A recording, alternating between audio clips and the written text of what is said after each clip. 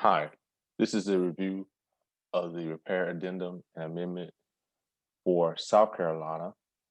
This is a document we use to request repairs uh, as South Carolina residents during a negotiation. First part lists the address of the property. Then section one uh, describes how the repairs are to be completed.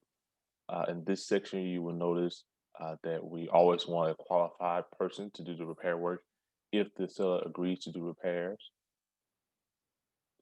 In this section here, we will check if we will attach the inspection report, which in most cases we will. The next part, we will list how many days we will allow the seller to respond. And then once the repairs are done, how long we will allow the seller to respond to any issues we may find with the repairs based on the agreement here.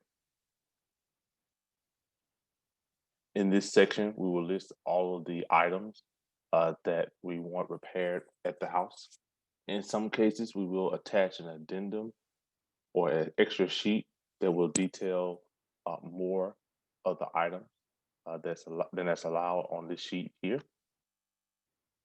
The last section, if we want to put an expiration on this request, um, we can. So, in other words, if the seller does not accept to sign this by a certain date, then we can withdraw this request.